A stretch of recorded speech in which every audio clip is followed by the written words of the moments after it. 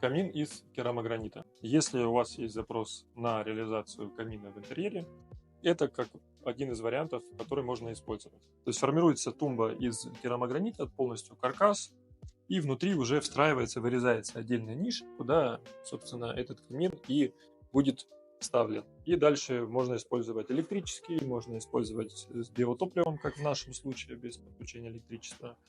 И если задняя стенка сформирована тоже из керамогранита, спокойно можно использовать такой вариант в интерьере. Смотрится достаточно классно, минималистично, тонкая грань вот эта из нержавеющей стали. Можно закрыть этот элемент, допустим, в гостиной, как дополнительный элемент в дизайне.